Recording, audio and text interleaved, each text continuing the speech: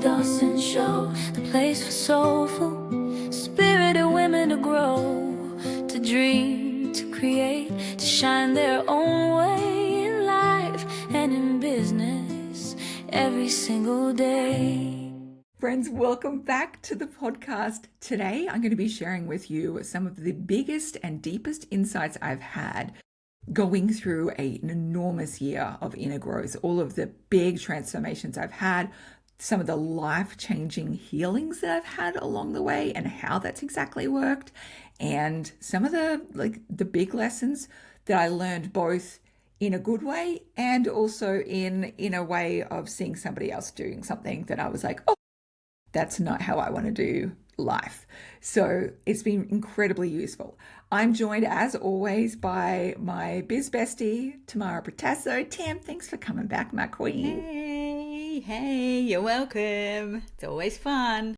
Always fun. And I've said to Tam, Tam knows me very, very well, and has known me very well for a very long period of time. So much so that when I got my autism diagnosis formally, and I think this was like 5 years ago, they were like, can we have the phone number of somebody who knows you like the best, how your brain works? And I was like, that would be the Tam. That would be the Tam. That was hilarious. And they rang me and we were chatting away.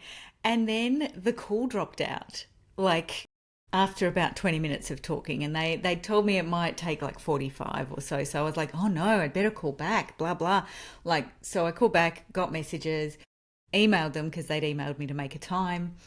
And once I got this email back saying, oh no, we had enough info in that time. It's okay. We don't need to talk to you again. Yeah. And it was really very short, very short.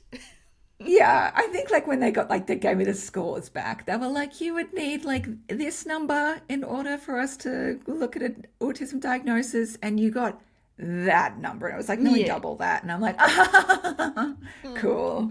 Yeah. Excelling right. tests once more, nailing it 100%. That's right. We have been on some quests. We have been on some quests together. We sure have. So for me, when it looks at this year of inner growth, I really for me, I don't know what the turning point was or how I'd even got there. All I know is that I was just feeling more jaded and uninspired, felt disgruntled about the world. I felt like I wanted to kind of retire from this dream career of mine and really spend a lot of my days in benign apathy. And I think Tam was sort of getting front row seats to some of that journey. I remember at some point she had a slight intervention with me. I was like, hey, where's therapy at, girl? Because what I'm noticing is you've become convinced that there's something that you need to change entirely about your life and your business. And then you go down this rabbit hole and you want everybody to go with you. And then you realize it doesn't work for you. And then you spin your wheels to find the next rabbit hole. And you're just in this real cycle. And that was a really useful conversation to have. What did it look like from your perspective?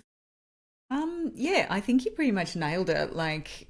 It was, I'm just going to read everything I possibly can on all these people who have done XYZ, changed their lives completely, turned everything around, quit everything. And it's yeah, that's not how you've arranged things though. You actually have arranged things the way you really like them. So what's happening and why? And yeah, do you need therapy or do you need, something?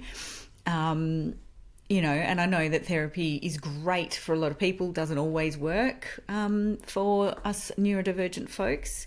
So, I know that you went and had kinesiology on a fairly regular basis after that and, just got into a rhythm of clearing stuff and finding out what was kind of under that dissatisfaction. Because, we all like to think that something surface is going to change us. I'm going to chop all my hair off and I'm going to move, or I'm going to join a gym.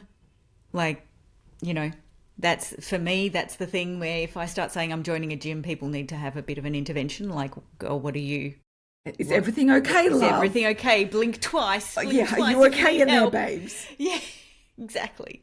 So, because I do other exercisey things than, Yes, you do. gym, Yes, you can Other feel smug in exercise. those ways. That's Right. I Yes. do.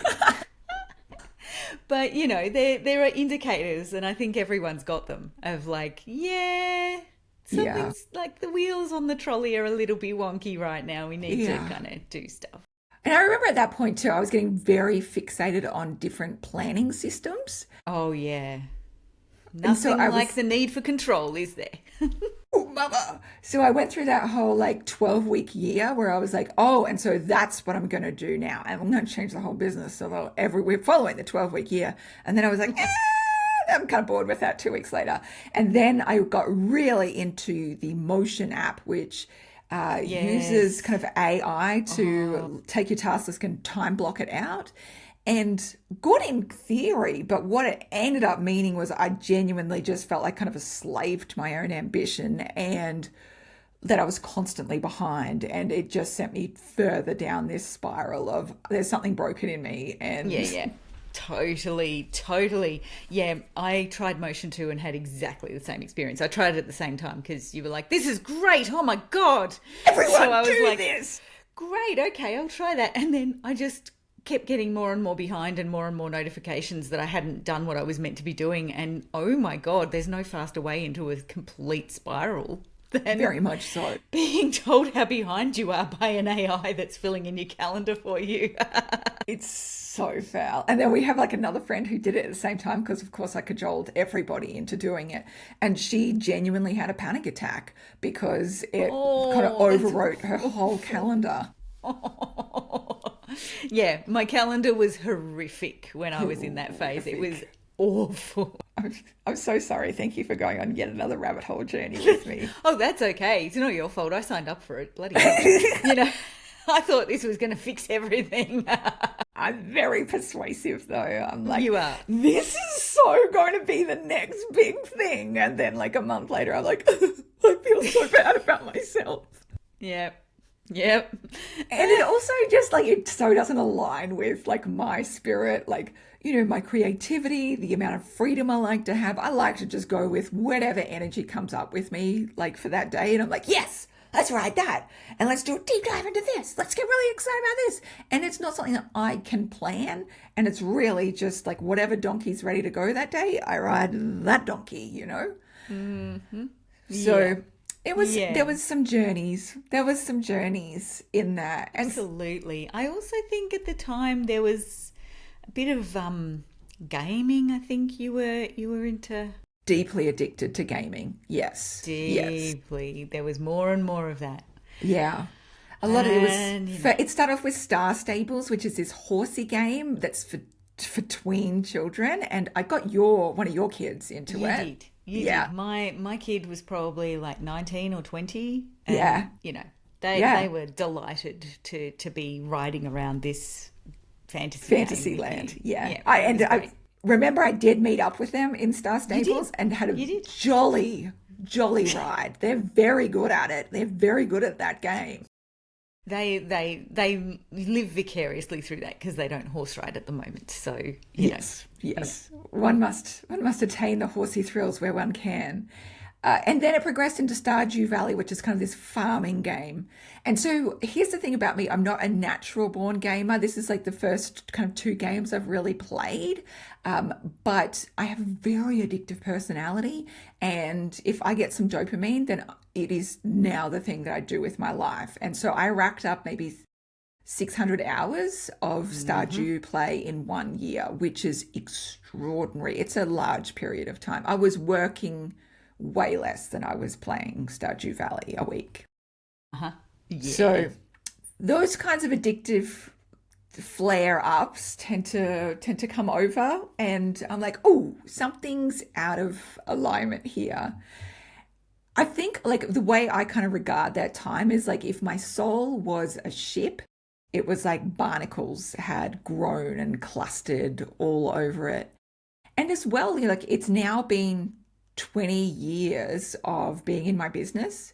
And, this has been my dream forever. And it's, for all intents and purposes, is very creative and it's joyful and it's lovely. And my connection to it started getting really heavy, just under the baggage of so much history that had accrued over that 20 years. So I've gone through experiencing trolls and the kind of shadow sides of fame, of like making mistakes, whether it's hiring mistakes or making mistakes in business, making financial mistakes, hiring friends, losing them, as we've talked about in a previous episode.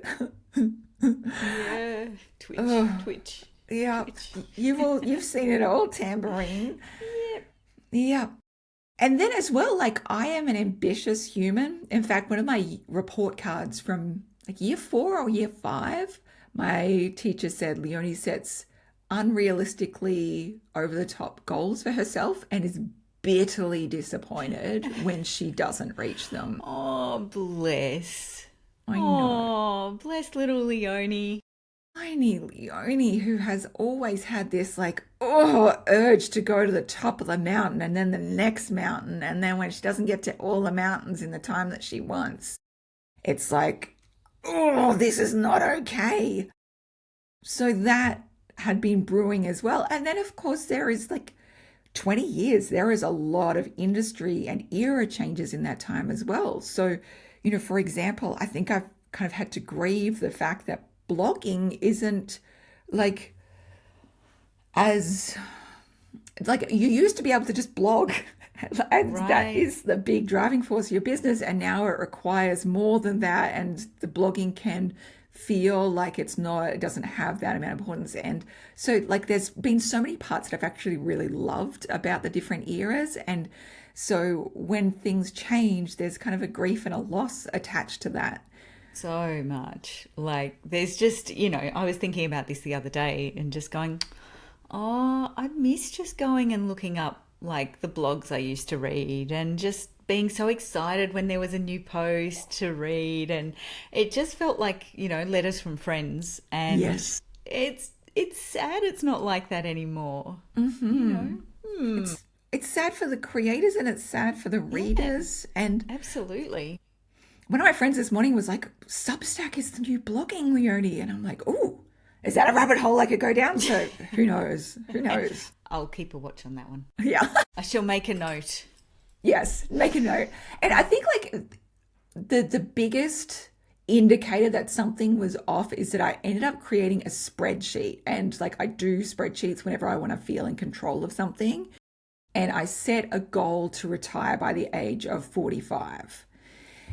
And my plans when I like retired were really just to like play a lot more Stardew Valley, even though I've reached the statue of endless perfection and there is nothing more for me to do in Stardew Valley, because that's what happens when you spend 600 hours at a fucking game.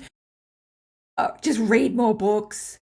I basically wanted my brain to go on, like, if you just imagine somebody just floating around in a warm pool of water with a little drink and a floaty and really not much else action happening apart from that. Like, I just wanted to be a basic brainless bitch who didn't think anymore and just have a break from my own ambitions as well. Like, yeah, the old personality transplant. No problem. No biggie. No. Why not? Just... It's like you're like goat herder in Corfu. No, Corsica. Corsica, yeah. Corsica, not yes. Yeah. That's your whenever life gets too much, I'm like, that's it. Goat quitting herding. Everything, career over. Yep. I'm going goat herding in Corsica. Yeah. You know where I am if you want me, but please don't bother me. Yes. Because it's me and the goats. Me and the goats. None of this. None of this. No. Done with this. None of this shit. Mm-hmm. And I feel a bit sad when I think about it. I understand how I got to that place, but like retire from what? Like this job where I can genuinely just make up whatever the fuck I want and come up with whatever project I want and be as creative as I want. Like this is something that I've been wanting to do since I was tiny. I knew when I was 4 years old that I wanted to write and create and share. And I had this job and I wanted to let it all go. And I just didn't feel like I was born to feel like that level of like dry and kind of used up and brittle and uninspired, really.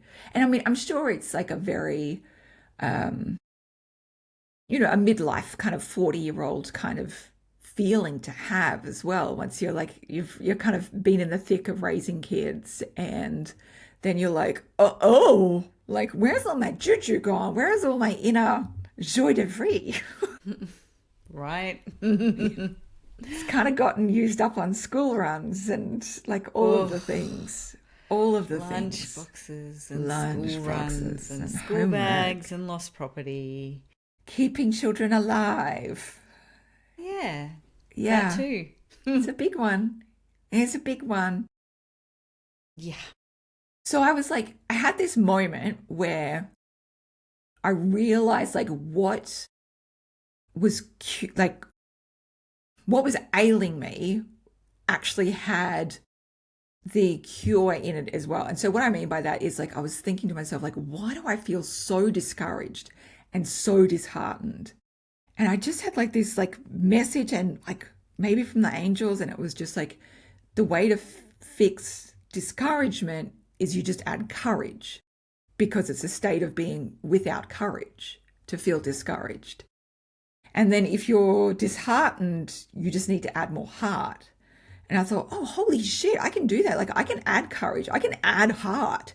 And then I went through other words like disenchantment. If you want to cure disenchantment, you need to add enchantment to your life. If you want to cure disempowerment, you add more power. It was like, I felt like a fucking genius. Oh, I love that. I love that. And I think I remember a conversation we had at the time, I think around this time, which is we were talking about discouragement and courage. And I was like, well, cœur, the root word of the word courage, actually cœur means heart in French. Whoa. And so, there was that connection between courage and heart. So Yes. it sort of became that a little more kind of rounded, I guess. Yeah. That's why I love having brainy friends who are like, oh, let me tell you the root words of these things. And By the way, the epistemological root of this word is... talk dirty to me, Tam, please, queen. Oh, God. That actually reminds me of when we were away recently in Geelong for Yes. the Ozmumpreneur Conference. And we figured out, and I hadn't noticed this about me, but because we were sharing a room, as I got more tired, I started unmasking, and my vocabulary got more and more, like I used more and more long words because I Yes. mask by not using as many long words. My vocab kind of, dumbed down for everyday life. Thank you very much. And then as I get more tired, you were like, what the hell is going on? Where are all these long words coming from? And I was like, oh shit, I'm really tired. And you're like, oh my God, you unmask by using really long words. I just feel like wordy girl. I was just like in awe. I'm just like, yes. It's like the Annabelle Crabb, like Annabelle Crabb. We both listened to her podcast, especially when it first started, Chat 10 Looks 3. And just some of the words that come out of her mouth to describe ordinary situations, you're like, how the heck? What the heck? It's delicious. Absolutely. And I love that the more tired you become, the more incredibly intelligent you sound. Like, it's just extraordinary. Yeah, the mask slips and all the big words come out. Yes, I'm like, oh, bring it, delicious. Oh, Mummy wants Let's to tie hear a Tam more. out because we want the big words. That's right. Unmask anytime you like around me, Queen. What a greatie. I love it. Anyway, so Yeah. why don't you tell me what you did with that knowledge then? Like, what did you go on to then do with needing to add more courage and more heart?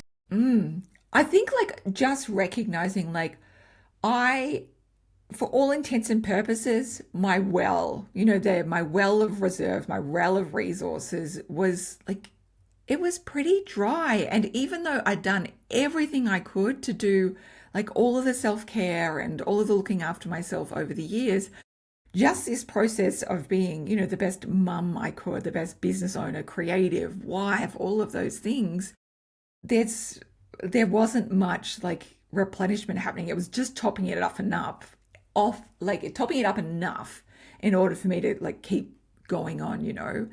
And so it was like, I just felt like it was just time to go on this kind of project of re-enchantment. Gretchen Rubin did her happiness project, and I needed to go on the re-enchantment project, really.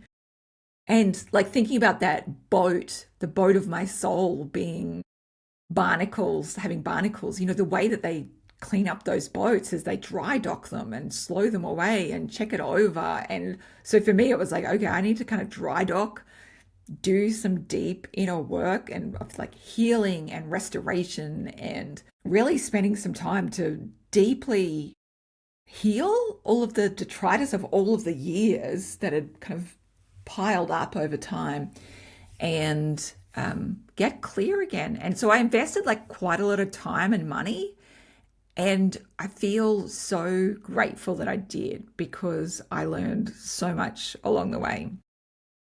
So allow me to impart to you. I mean, Tam, you've heard most of it as I've learned along, but the first thing for me was really discovering that I can forgive.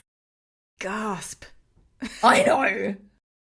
I know. Considering like Tam knows that if anyone has annoyed her over the years, I'm like, do you want me to add it to my dead to me list? Like, they are fucking dead to me. That like they have just made a new arch enemy, you know, like Yeah. I just had like full arch nemesis energy. Very happy. I was some very long line of people who were dead to me. And a lot of them I hadn't met. They're just annoyed friends. But that's enough. That's enough for me. And like I've even said it to my children. Like I was like, has anyone upset you at school? Did you want them to be dead to me? And they're like, no, it's fine, Mum. Like it's fine. And I was like, well, just let me know. And also you can take them off at any point in time. Like if you do like them again in the future, I'll take them off my dead to me list. But I'm a Scorpio. I'm married to a Scorpio. And I've always felt like in some ways that my grudges were like a superpower, and that they would stop me from experiencing future pain. Like, you know, just this real energy of fuck them, they're dead to me. Like that is how I was like, they'll never hurt me. You don't even know. You don't even know. Now you're dead to me. It's like this real like Scorpio gremlin inside me. And I thought that that was going to save me in some way or protect me, like be this big protector of me. And in some ways it is, because it does harden the soul and it armors, but I also didn't see the costs of those grudges, like where it weighed on me. Because if you wear armor all the time, you're going to chafe and it's going to feel very heavy. And you're not going to feel the rain on your skin. You know what I mean? Like only you can let it in the immortal words of Natasha Bedingfield. Do you know that song, or is that just another piece of cultural? No, I'm happily oblivious to all current cultural references. It only came out about 20 years. You've still got like 10 more years before it circles back into you. I'm not quite up to there yet. Yeah, no. Our running joke is like Tam takes a long time. She has no idea about celebrity gossip or even who's a celebrity.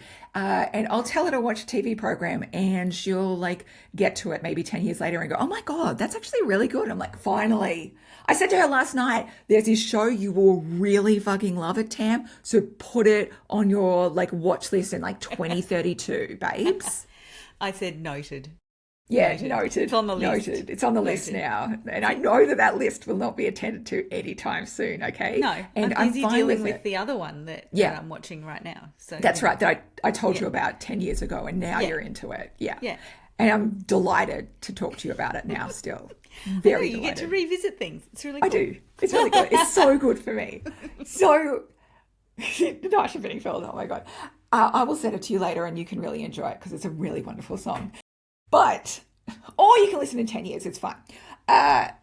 So the whole grudges thing, like I realized that it was actually closing my heart and not opening it, and how those grudges also really stopped me from seeing this truth that every single human is doing their best, even when it really, really sucked, including myself. And I felt like in some ways, if somebody became dead to me, they would never be able to hurt me again. But it was like creating this guard around me and this like all of this long list I trailed behind me of, oh, this is the way they fucked me over. And so I'll never forgive them. And I can forgive them and not want to invite them back into my life. I can forgive them and not have a relationship with them. What the act of forgiveness is I really see that you're a human and I'm a human, and that it's really hard to be humans together, and that we were doing our very best in all of that. So I ended up writing like piles of letters and forgiving other people and going, I get why you did that to me. I get why we got in that situation. I get why we couldn't be friends any longer, why we couldn't work together any longer. I so see that. And I forgive you and I release you. I love you. I thank you for the time we had together. I have gratitude in my heart for the time that we have together. And I release me from holding on to the weight of this as well. And it was extraordinary. I remember one day doing it and then going outside and burning it. And then I messaged you later because it was particularly forgiving someone that I hadn't heard from in probably 7 years. And a couple of hours later, I opened up my emails and I had an email from somebody that I hadn't heard from in 7 years, and I'd literally just forgiven them. And their email was like just this act of grace and love and wishing me well. And I was like, yes, thank you. I received this. We are complete. We're so complete. I can see the human in you. I can see the divine in you, and I can see the same in me. And I can just be grateful for every single, like the time we spent together and the time that we've spent apart as well. And it's not like I ended up going, yes, let's be in connection again. Not at all. It was just, we're at peace. We're at peace with each other. And that felt so miraculous and powerful. And it was also just such a stunning moment of like, oh, holy shit, this actually energetically worked as well. Yeah, absolutely. Absolutely. Yeah. I remember like going into the shower and really like thinking through like the greatest pain that I'd gone through, experience like with somebody, and bringing up like that moment of like deep, profound conflict, and really like kind of seeing myself looking into their eyes and seeing exactly where they're at, that they were scared, that they were afraid, they didn't know how to communicate, they didn't know how to deal with this. They had all of their childhood trauma coming up. Like they were doing their best and I was doing my best, and like we did our best, and it wasn't the right thing to keep on. And now we can just go, okay, thank you, I love you, I forgive you, let's be free from each other. Yeah, that's like, it's so profound when that happens. And I think in an everyday sense, you know, if people are too busy, or, you know, there's a lot of life going on, it can feel like, oh God, I know what I'm going to do. I'm going to try and do what Leonie did and go, oh, I'm going to, you know, go on a journey of forgiveness. And then it becomes another rod to kind of, you know, you miss a day, or you don't write letters, or you whatever.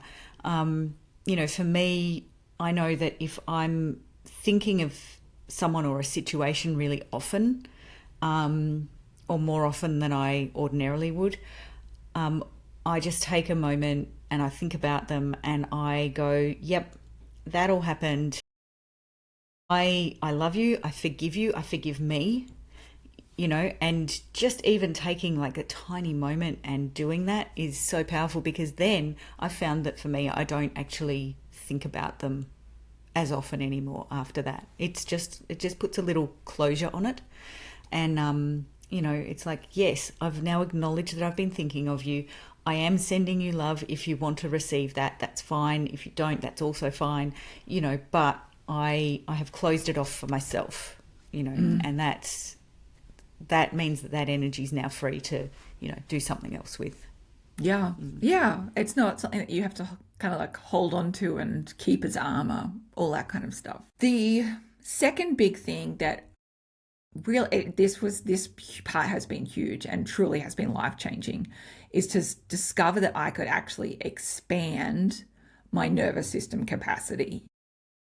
And so when I was overwhelmed, I thought the only option I had was to contract and do less, socialize less, really control my calendar and my life more.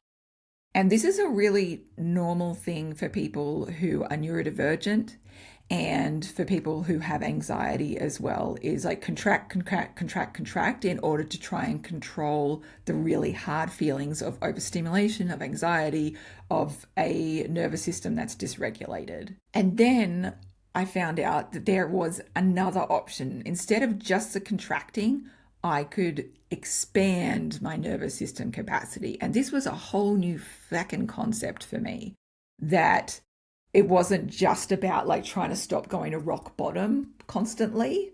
Instead, it was like, oh, let's actually like proactively build out more capacity in our nervous system so that it can regulate better.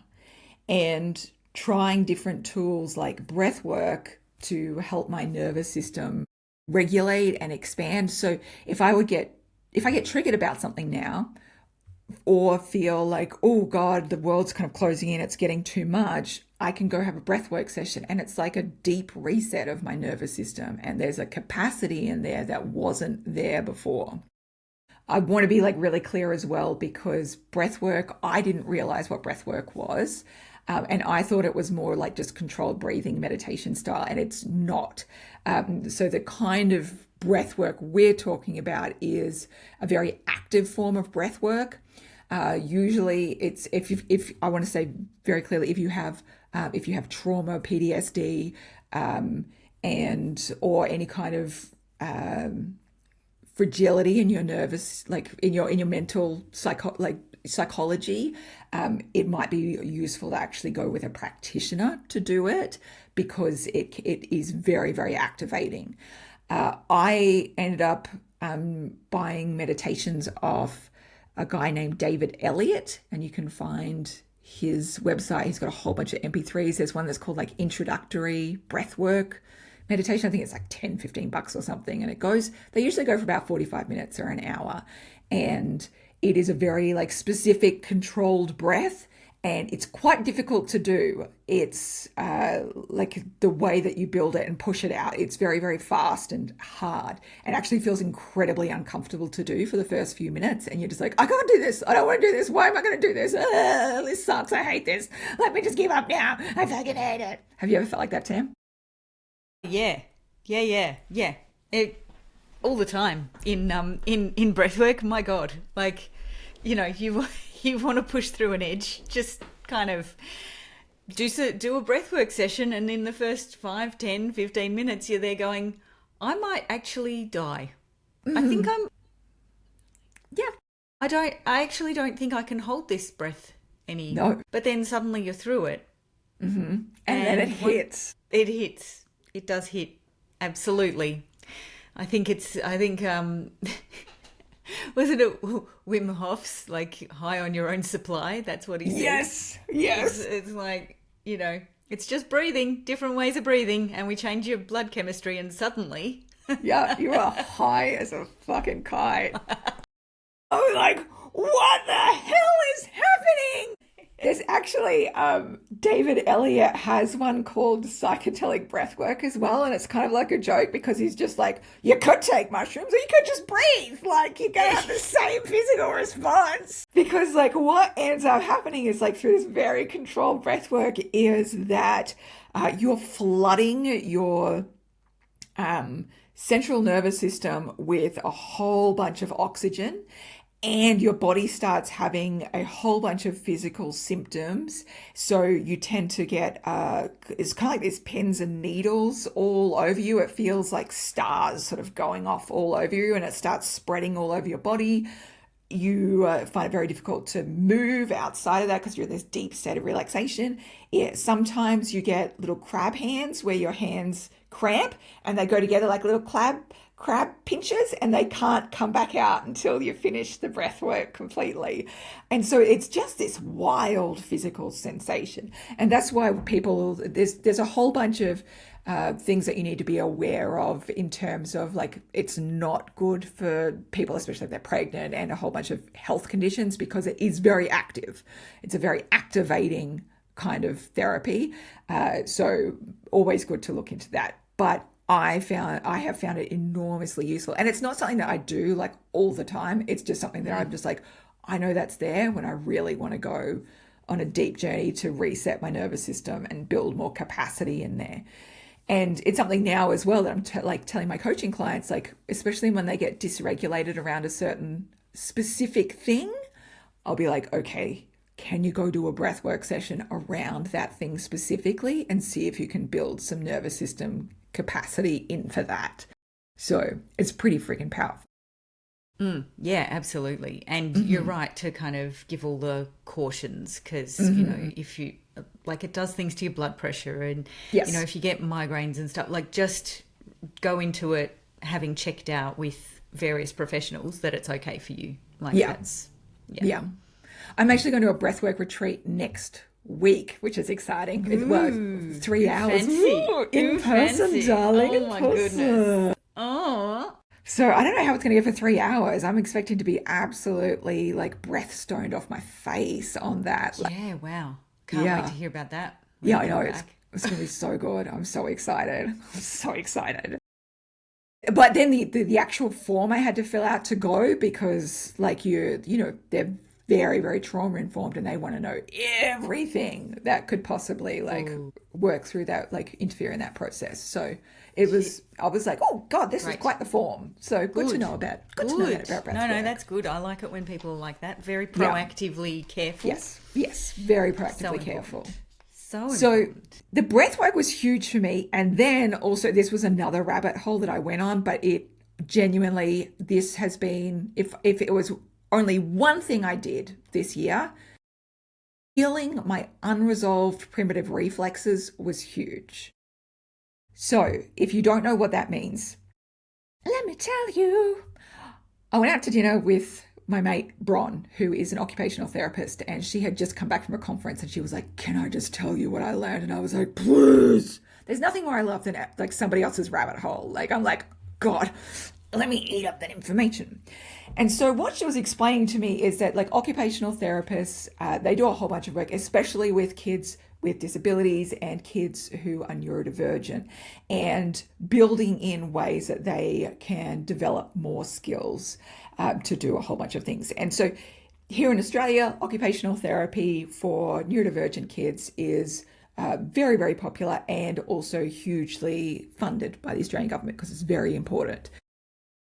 She'd just gone to a conference to learn about the primitive reflexes. So when we're born as infants, we are born with a whole bunch of reflexes that are very useful for us when we are infants. And so the most known is the moro or the startle reflex. So when you go to put a when you go to put a baby down. Yes, you go put a baby down on its back and it's just like, wah! And it'll fling its arms out and startle quite a lot. And that resolves over time, but there's a whole bunch of things that you do and it helps the baby resolve those reflexes, including tummy time and swaddling. So there's not just that reflex, but there is I think it's about 10 more of those kinds of reflexes, all doing different things. Now, for a large amount of people, especially if neurodivergent, your reflexes don't integrate for a number of reasons. And it can lead to a whole bunch of different issues. So Bron was talking me through this and I was like fascinated, and she was talking about how even adults can have it. And if you're neurodivergent, you've got an even higher likelihood of having unresolved primitive reflexes. And then she was starting to show me how one of the tests they do for it, which is a very physical test, you're walking like a pigeon, like with your pigeon toes, and you have your arms very relaxed by the side and you try and walk in a straight line with your pigeon toes. And if you've got that startle reflex, you're your arms start rising, and it might be just a little bit or it might be a lot. And so she was showing me how to do it just so that because I like information. And Yeah, I'm like, I need to stand up for a moment. Like, I'm just going. Would you like I want to go have a look, but I'm here. I'm listening. Did you want to do it? It's a bit fun. It takes you 5 seconds. Just do it, and I'll tell you. Yeah. All right. Okay. All right. So you just got to pigeon toe. Yeah. And then walk in a straight direction, and your arms got to be very loose and relaxed beside you. Relaxed. Yes. So, yeah. All right. I'm going out. Yeah, that's all right. That's okay. You'll report back. How's that feeling? Yeah, that's okay. I thought I would start veering off to one side, but my arms stayed pretty. Wow. Now, relaxed. were the arms very relaxed? Or Very relaxed, yeah. Good on you. Yeah. Good on you. Very relaxed. Ooh. Very relaxed. The Well, pigeon toe's difficult, but Yes. that's all right. Yes. And do you feel any amount of stress? Like in your system, is your nervous system as at peace as it was before you began that? I'd say not. Oh, yep. Okay, there you go. Yeah, there you go. There you go. Yeah. So- There's just a feeling in here Yeah. somewhere. Yeah, that's because all your cortisone's just set off. Oh, thanks. Yeah, no worries. Oh. It feels absolutely fucking disgusting. It feels Yeah. awful. It feels really awful. Yeah. I'm a little unsettled now. Yeah, I don't like it. Don't love it. Don't love it. So Bron gets me to do it, and I flare so hard I am flapping about like a birdie. And My she's goodness. and she says, "Don't be a dickhead. This is serious." And I said, "I am serious. Bron, I can't stop this. Also, I feel very unwell." And she's like, "Honey, that is some very unresolved startle reflex." And she said, "If that's what's going on for you just to do that, what that means is if you're going into the shops and there is light sounds, there's bright lights, there's beeps, there's sounds going off, all of that is triggering your startle reflex. And even though you are not startling physically, you are having the same chemical response in your brain, and it's setting off all of that adrenaline, all of that stress hormone, the cortisone energy chemical in your bloodstream. And so when you come out of the shops, you are going to feel like your brain is on fire." And I said, "That's exactly how I feel. That's exactly how I feel." And she said, "You need to have a look into resolving that, because you can resolve that as an adult." And I was like, holy shit. So by the time we arrived here in Canberra, I set a goal at the beginning of this year. I was like, this is the year I'm going to resolve my primitive reflexes. Now, there is a whole bunch of, there's a whole bunch of different tests for the different reflexes, all that kind of stuff. You can look them up online. But if you have any kind of like this nervous system dysregulation situation going on, I would highly recommend like going to somebody. Now, what you need to do is you need to look for somebody who specifically deals in that. And so that can be an occupational therapist, that can be an osteopath, it can be a chiropractor. There is a whole bunch of modalities, even some kinesiologists do it, but it is not all of those people. They all have to do an extra special training on top of their normal training in order to know anything about primitive reflexes. And they all have different ways of dealing with it. So an occupational therapist is likely going to give you a whole bunch of daily exercises that you need to do, physical ones that will help that nervous system integrate. For me, I am a lazy mole and I know I can't do daily things. And so I was about to ask. I was about to be like, did you do daily exercises? Doll, you Did know you? me. I was like, If. I was about to go, who are you and what have you done? I know, With mate. my CPF, thank you. Yes. What have you done? What have you done with CPF? Guys, if you don't know, I'm Tam's CPF. It's close personal friend. It's our long-term acronym for just this level of malarkey. So I specifically chose an option where I wouldn't have to do daily exercises. Yeah, right. Good. Yeah. Now, What a relief. You are you, actually. I am. right. So I ended up Googling it. I was actually going to work with somebody online, but I talked to my kinesiologist about it and she was like, I feel like you have to meet somebody, like see somebody in person. And she said, and it's not actually somebody who's just dealing with primitive reflexes. I think she might be a chiropractor as well. or something like that, because this is our friend Kerry Rowett, who is a bit psychic. And so I just Googled unresolved primitive reflexes plus Canberra, because that's where I live. And the first thing that came up was a chiropractor who lives close by, who specifically deals with primitive reflexes. And so I texted Kerry that. And she's like, yep, that's it. And I was like, great, booked in. Nice. And so the way that she works on it is through more like craniosacral movements and bodily adjustments. Look, she has given me some exercises to do, and I haven't done them. And I don't give two shits. I've said to her, look, you give me all the homework that you like, and let's not ever pretend for one moment that I will do it. Let's not ever. Let's not ever assume, okay? Now, it did take me like a number of sessions. I think it ended up taking like 12 or more sessions over a period of a few months to do it. But honestly, it was extraordinary. Like every time we did a session, I could feel just like this little bit extra amount in my nervous system that I didn't have before then. And then it ended up just kind of being cumulative. The more things resolved, the more my capacity built. And like so much so, I went in May to the business retreat with a whole bunch of my business friends, and it was 5 days. And for me, usually as a person who's neurodivergent, who has autism and ADHD, at the end of a social day, I am I historically was nonverbal by the end of that day and not really able to function. I would need at least 12 hours of sleep, and it would take me days to recover, if not weeks, after something like that.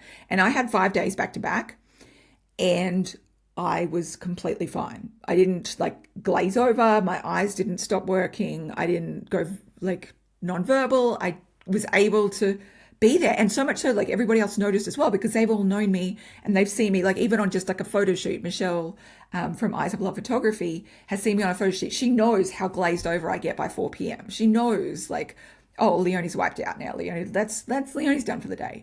And I could keep on going. It was extraordinary.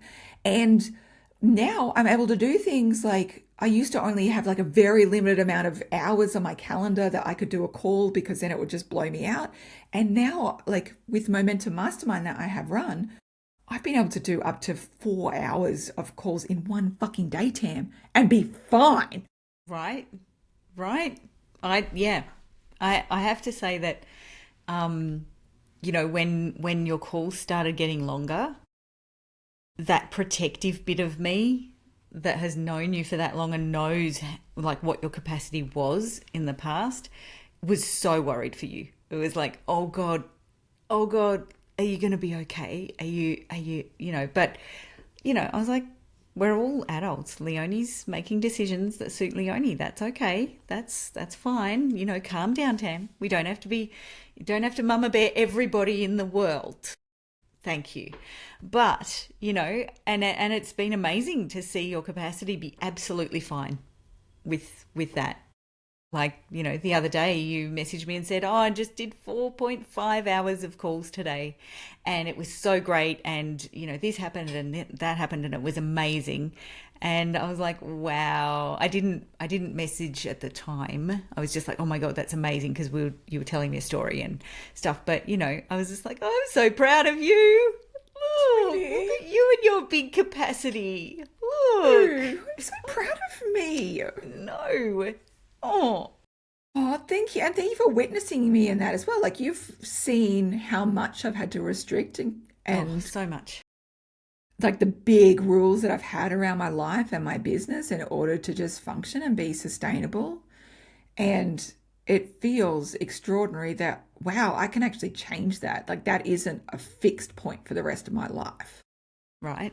Mm-hmm. Right. It's such a gift. Like, it's amazing. Yeah. So I'm just like, it's like just the thing that I just want to tell everybody about now. Like, fuck all the other things that I've talked about with like, let's all do 12-week, 12-week year planning. Let's all join Motion App and like AI will dictate our calendars. Like, shut up, Leonie. What we really need to tell everyone is primitive reflexes, how important it is to resolve, especially if you're neurodivergent. And this is going to be a little bit controversial, but I genuinely think it is a huge part of healing some of like the very debilitating parts of neurodiversity. And like, I'm not just the only one who thinks that, because this is what they have kids doing who are neurodivergent, is doing occupational therapy to resolve these reflexes, because it makes a vast amount of difference to their lives, to their capacity, to their nervous system, to their skill set, everything. They're able to manage that much more. Yeah. So I'm very passionate. It makes a lot of sense. It makes a lot of sense. Yeah. Right. Yeah. I mean, it's slightly different, but you know, that concussion I had back in 2023, and that huge. didn't resolve. Yes. So I was lucky I got into a study where, you know, I had this whole suite of people. Like at the 18-month mark, I was still having issues to do with that concussion, and the things they had me doing was across the board, but I had these exercises I needed to do. And because I was in a study, and there were like, you know, all these people were sort of waiting on me to do them. I was religiously doing these exercises, which is a bit my God, that's out impressive. of character for me too. But very out of character. I had like weekly appointments I had to show up to and tell them what I'd done and log it and all this stuff. So, you know, it's like, if anything's going to make me do it, it's for research and science. And it really sets off your obliger tendencies as well, in terms of Gretchen Rubin's 4 tendencies. I was like, man, I want to be their A+ student. Yeah, you do. But some of the exercises, they were like eye exercises and head exercises, and you know, little exercises where you were sort of throwing a ball but you were moving your head at the same time, and like really simple stuff that, because of like the bits of my brain that were affected, it was just rewiring that little bit. Yes. And I'd also sort of suffered with exhaustion and stuff. Like I got to about 2 p.m. and had to lie down for the rest of the day. And I just don't have to do that anymore. My capacity is back. And so these things really do work on this fundamental life-changing level, like, you know, incredible stuff. Yeah. You know, and it sounds very similar to resolving those reflexes, because your capacities come back. Like my capacity's back. Yeah. I'm zipping around now going, oh yeah, you know, this is fine. This is normal. Whereas normal had been, I really actually can't do anything more. I cannot, like, I'm in bed now. Yeah. And like, that's not to say like that I want to be very clear. I'm always going to be autistic. I'm always going to be ADHD. It's like my very being. It is my ultimate star sign. And I'm very grateful for it. If you ask me like, Leonie, do you want to be a neurotypical? No, thank you. Freak out. Not for me. Disgusting. Please, no. No, thank you. No, thank you. Yeah, I am always AUDHD. Yeah. Yeah, yes. Got that right. Yeah, you are. It's all right. You nailed it's all right. It. Got it right. Yeah. Nailed the acronym. Yeah, oh, yes. Yes, always. It's not changing that. It's just, it's the capacity that's different. And the level of nervous system dysregulation and our sensitivities to stuff. It's huge. So it's something that I'm constantly telling my neurodivergent friends around, both adults and ones who have got neurodivergent kids, because I think it is that wild and extraordinary. Also, for people who live in Canberra, you probably will want to know. So I went to see a chiropractor named Dr. Sharon Williams, who is in Canberra at Canberra Shops. Hot tip, Canberra also has Leppy's French artisanal bakery, and so you should reward yourself afterwards with something delicious from there, because it's really good. And it's not like, because Canberra Shops, I want to be clear, is not a bougie place. Yeah. It's long overdue for like redevelopment.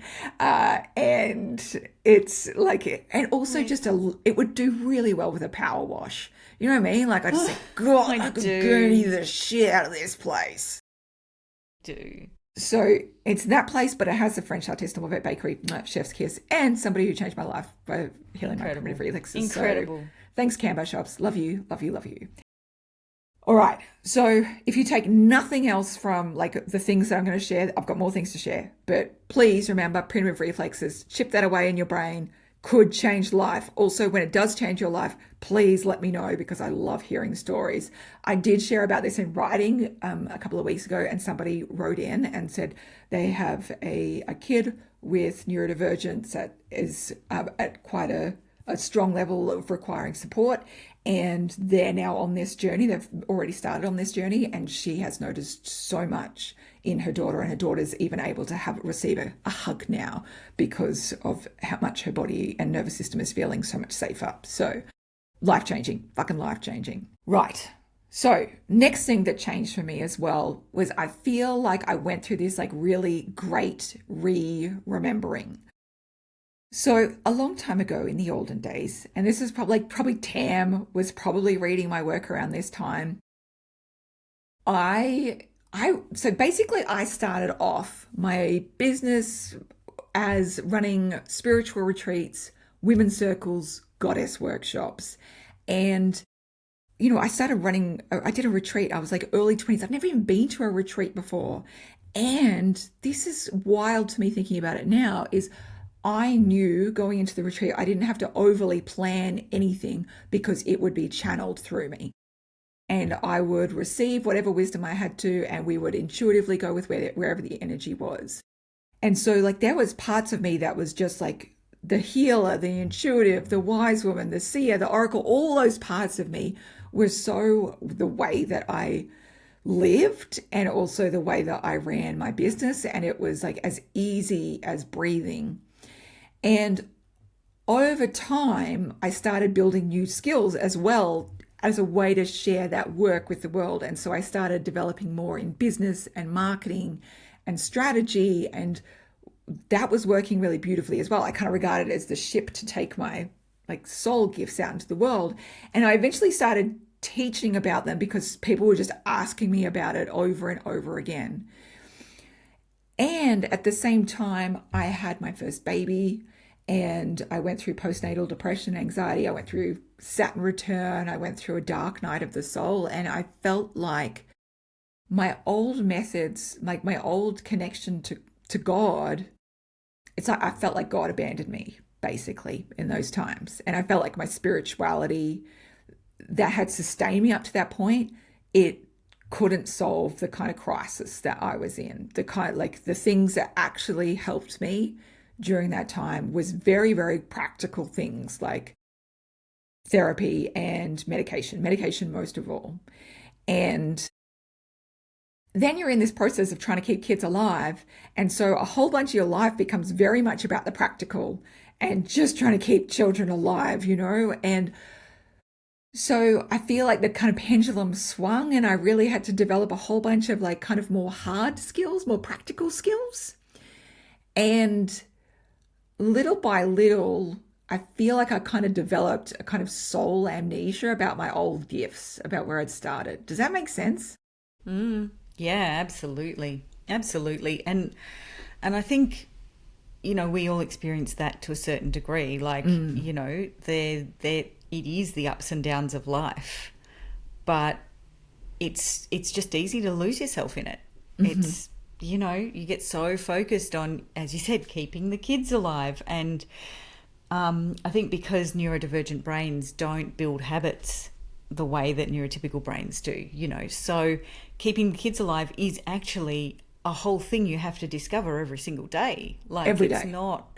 It's not this thing that becomes a natural rhythm that you just do without thinking. It is actually a thing that you're like every day going, oh my God, this needs to happen and this needs to happen. And they need a jumper on because it's suddenly cold outside. But why is it cold outside? I don't know why it's cold. Like, okay, I can't think about that. I've got to think about convincing them to put a shoe on their foot. Like, yes, where is this shoe? And it's like, that's like every choice and decision just chips away at that executive function. There's not much left at the end of a day, not much capacity left at the end of a day to remember you've got a soul. There's a lot of time when kids are small, in the way that our culture is built, where you don't have it's seen as a luxury to have time for your soul. Yeah. In our world, that you and I both live in, Yeah. you know. I remember like reading a book about like self-care as a new mother, and it was like, you know what? Just have a bath and take baby in the bath with you. Relax that way. And I was like, as an autistic person, like now recognizing that, I'm like, that's a fucking terrible idea because you can't recircuit your energy. Like autism is all about being alone. You require alone time to actually regulate your nervous system. Yeah. And so having a baby in your lap and try not to let it drown and, you know, it's crying because it's just gotten wet and now it's warm and it's just like, how is this supposed to be fucking soothing? This is horse shit. And worse, I mean, I remember being in a bath, and I think I may have read the same book. God. Because I remember being in a bath with my eldest as a baby, and just going, you know, okay, great. Okay, so the relaxation's going to come. And I was waiting and waiting to feel like this was some kind of lovely thing. Yeah. And I was just so worried that my baby was going to shit in the water. Oh, all over the water. Yes. And I'd be then in a bath of shit. Shit. And I was just like, And then you'd have to take a having shower. a good time. Why No. am I not having a good time? Like, and I decided it was like at the time I was a young mum, so at the time, bless me, I felt like it was me. There was a problem with me. I also had postnatal depression, so of course I thought it was me. It wasn't that this just didn't suit me and that I could, you know, maybe have a bath by myself. Yeah. It was, oh my God, I must not be doing it right. Oh, And the fact bless thing, baby me and baby eldest. yes, Good Lord. I know. And the fact that if you have postnatal depression and anxiety, there is a pretty high chance that you have autism or ADHD that's undiagnosed. Right. Because that, and this is the thing, like people are now like, why is everyone getting diagnosed? And it's like because girls learn how to mask, and also because all of our diagnostic symptoms were built around men, like were built around they were built around white boys, so they couldn't tell that the girls could experience. And so we're just like cracking along at life, just pretending to be normal. And then it's only when we have babies that it completely depletes our executive function, our ability to cope. And all of this way that we built up our life in order to function no longer exists. And we're like, my nervous system's fucked. So And Yes. also, it must be my fault. it must be my fault. It Why must is be my everybody fault. else I'm not having doing it right? I'm That's not doing it right. right. Yes. And there's a whole bunch of societal judgment around it too, as well. Oh boy, is there ever. Yeah. And you might be born into a family that doesn't understand or approve of postnatal depression. I had parents who didn't approve of people who had postnatal depression. They thought there was something wrong with them. As like there was a deficit in their very soul that they couldn't just enjoy every single moment. Yep. Yeah. I have a similar Experience? story. It was Yeah. definitely used as an, oh well, that's why you're so troubled. Yes. Yes. Oh dear, yes, there's something awfully wrong with you. You're just And too it's like- sensitive. Oh, that's the one. Yeah. Oh yeah. Yeah. Oh, I think I probably need to send a little forgiveness down the line for that one Yeah. in this moment. Yeah. God, didn't we? Didn't we go through some stuff? Yeah. Bless So- us all. I think going through, I mean, and I really like, feel very protective over new mums as well. So I just want to say that anyone who's a new mama out there or has gone through that journey and felt just god awful going through it, I just want you to know you are not alone.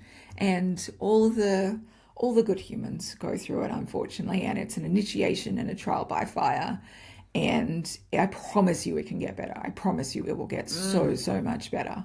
And if you're hippie inclined, like I definitely was and was very afraid of taking medication, I just want you to know it can be an absolutely wonderful thing, and it doesn't take away your ability to feel or intuit or any of the things. It just takes away your ability to hit rock bottom. Yeah. Yep. Game changer. Game Game changer. Absolutely. 100%, yes. And I think we were saying before we started recording, we're both a bit crunchy, both a bit hippie, both fans of the medication. Yes. All of the both things. Fans of the meds. Yes. Very big fan of the meds. Yes. We love natural medications, and we love the allopathic medications as well. Yeah. Yay. Why not have it all? Want to have it all. It's all part of the tool belt. All part of the tool belt. That's right. Yeah. That's right.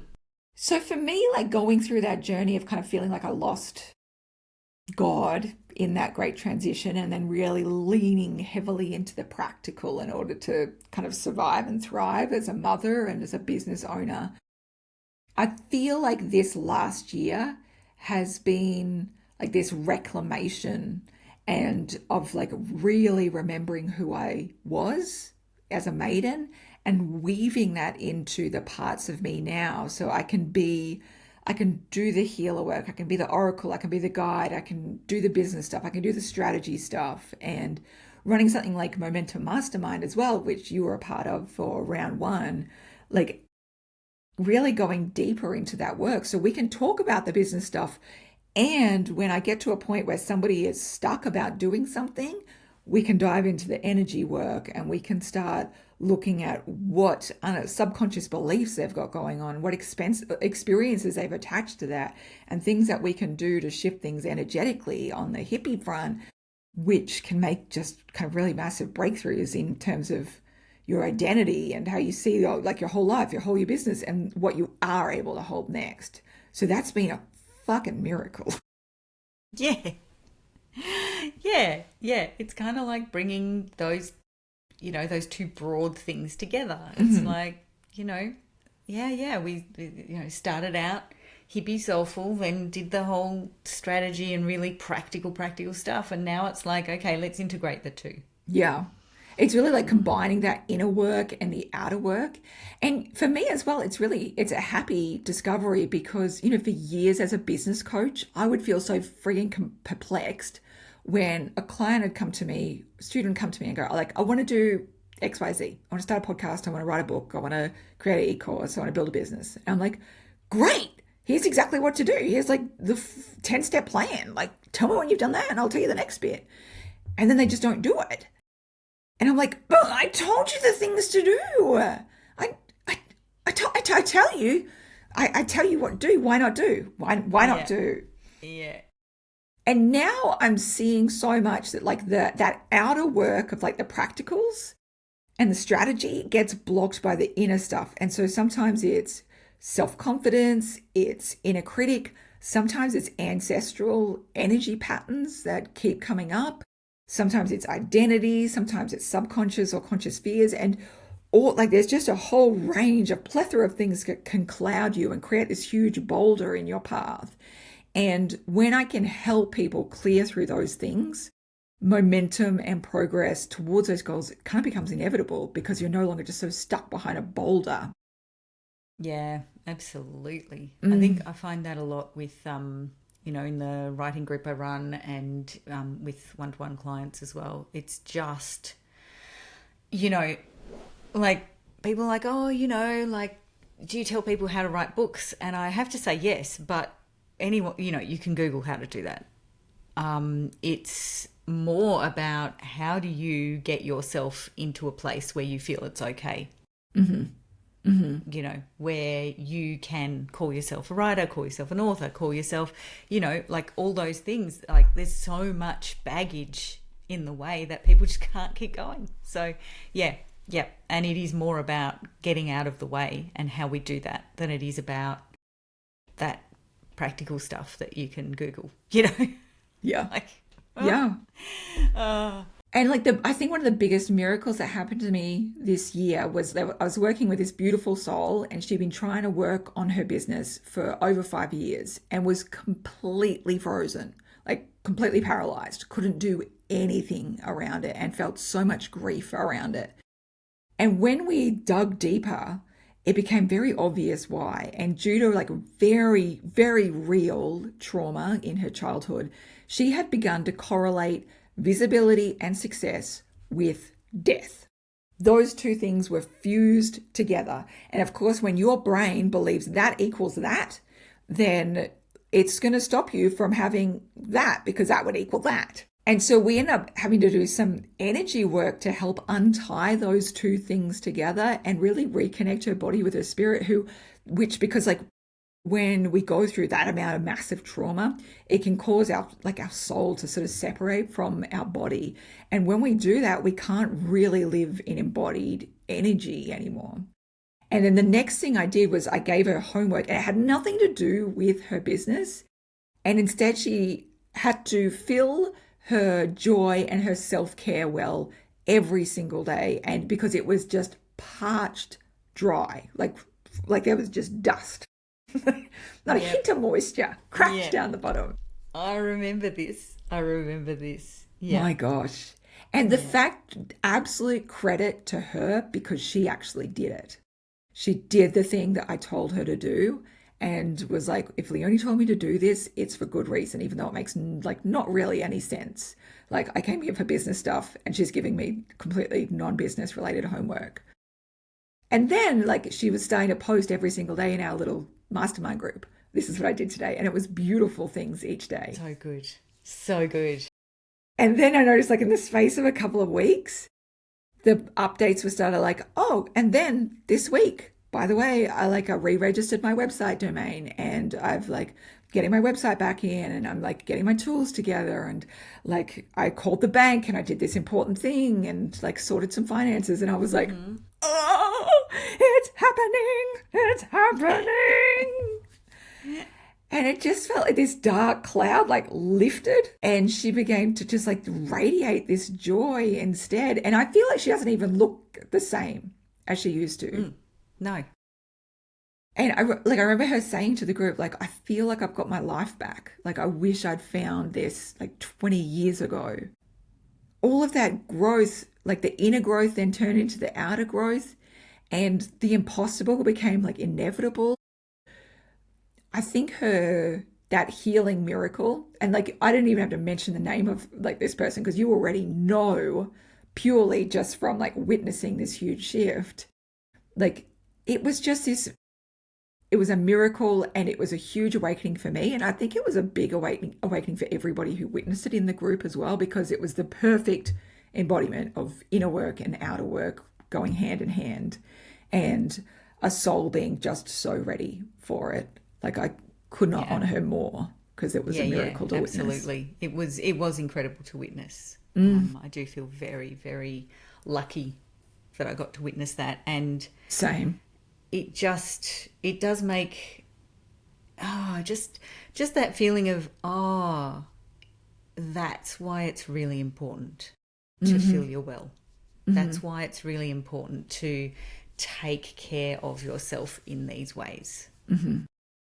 Because it has such a fundamental bearing on what you can do in the world.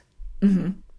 And I mean, that is a privileged position. Yes. You know, to go, oh, I'm going to take care of myself. And whether that's, okay, I'm going to make sure I'm contributing to my retirement fund, or whether that's, oh, I love a bubble bath, which let's face it, I do. But, you know, it is still a privileged position. So we're not talking about, you know, the survival stuff. It's like, okay, let's just see what glimmers of joy we can find in today.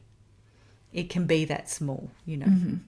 And also, like, I want to be clear as well. It's not like the self-care things that she did each day were going to a fancy spa. Like, no. You know, I remember one post of her saying, I went and had a bath in the horse trough today. Yeah. Yes. Because she's just the most beautiful horsey. Yeah, absolutely. Horsey girl. Absolutely. But it's those little things, you intentional. Know, they don't have to be, you know, oh, I'm taking myself for a mini break and I'm off for, you know, a few days. It's like, no. Today, instead of dashing somewhere, I'm going to leave early and I'm going to give myself the gift of just having that bit of extra space. Yeah. You know, that kind of thing. Yeah. Those moments of just like, what can I do today to fill my well? Yesterday, I was like just feeling a bit crabby and I was like, you know what? I've got 45 minutes before I have a call. I'm going to run the bath and I'm going to have a bath. And you usually like to have a bath for a couple of hours and finish a book in the bath. You know what I mean? You get it. Me too. You Me get too. it. You get Me it. too. I do. But in dire times, one must, One needs must, mate. Needs must. A mere 40 minutes in the bath. That's right. One must do. And it worked. It worked like a freaking charm. So, and we forget to do that. Like, we'll just be more productive and then I'll feel better. No, it's usually you need to go, like, fill your well and then you're topped up for next. Fill the bath. Fill the bath. Fill the horse trough. Why not? Oh, it's rough. Fill the cattle trough. Fill the cattle trough. Fantastic. Yeah. Okay. The next thing that I learned in my big year of inner growth was that I am not alone in my experience of being trolled. And I've been online for a really long time. I've been blogging since 2004. So 21 years now. And I was in message boards even before then. So I started to sell online about 2002. I was, like, for all intents and purposes, blogging in PHP bulletin boards because social media wasn't invented then. Oh, right. It was cute days. It was really beautiful days. It was so cute. It was so cute. Oh my gosh. And I've been very lucky to have, an audience over that period of time. And of course, like, it's a very privileged thing to, like, go, oh, poor little rich girl. She got so famous and people started trolling her. And it's like, yes, I understand it's a privilege. And also, have you gone through it yourself? Because it really taps off some very important parts of our social psychology. And when we receive, like, there is very few people on the planet who are like, negative criticism, come at me. I love hearing that. That's going to be great for my psyche. And also, like, there is, of course, we all know that when people can be anonymous or feel like there isn't any accountability for their actions, they can say all manner of things. And my husband says as well, a part of it is because you can't see somebody's face when you say something to them. You can't see how much it hurts them. And so you just get this kind of very cheap thrill, like, I really got them. But you don't see the, the hurt in their eyes. And so people feel emboldened to say all manner of things. And what I found in my experience is that as my public profile grew, the larger the amount of projections I received and the less people saw me as a human. They see you, instead of just kind of like this projection on a wall, and they're like, I can throw any of the spaghetti on the wall and it doesn't matter because they're not a real human.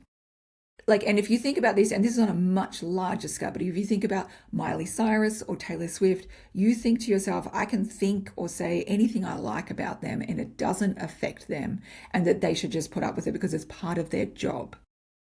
And there is no other job in this world that is like, you know what, you should abuse our staff because they should just accept that. Like, you go into any, like here in Australia, you go into any store, any doctors, anywhere. There are signs on the wall that says abuse of any form will not be tolerated. You are not to abuse our staff. And if you do, you'll be asked to leave or we'll call the police, because it's inappropriate and it's very unhealthy. And so I don't understand why. Well, I do understand why, but just because I have this job doesn't mean that I all of a sudden love abuse, love receiving abuse. Call me crazy, but I actually don't love being abused. And I think at a certain point, I decided to kind of don an invisibility cloak to deal with the shadow sides of fame, because I felt heartbroken by the way that strangers behaved online, not just towards me, but to the things that they said about my husband and children online. Like, that's the levels that we're getting to. And then the way that they speak about others as well, it feels heartbreaking. I had been featured in a hate forum dedicated to dissecting women bloggers. Interestingly, it's never about men bloggers. And even now, like the hate forums that do exist, that hate forum, I think, is gone, long gone. I think they had a whole bunch of legal suits. Gosh, amazing. What? What Crazy. a surprise. Crazy.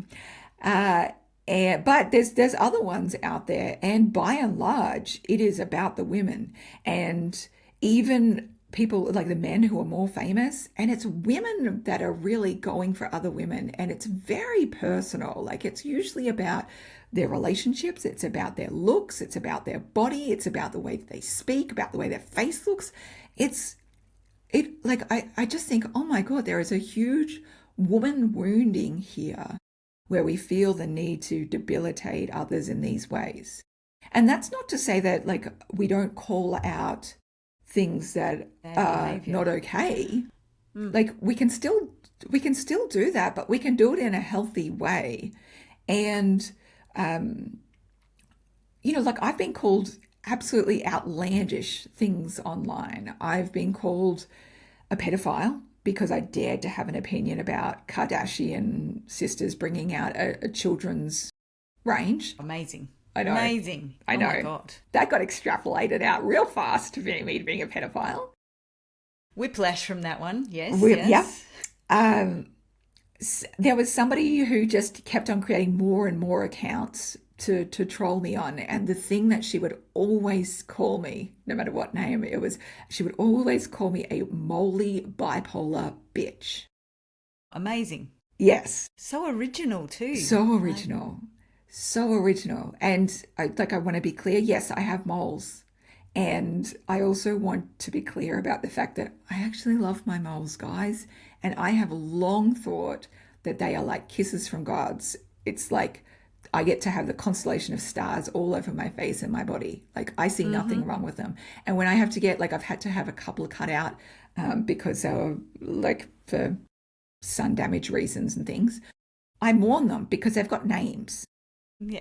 Yeah. Right. Yeah. Right. Yeah. Cheryl and Beryl had to go, and that was really sad. I made my doctor have a ritual when he took those ones out. Oh, I love them. I'll that never would have made forget his you. day.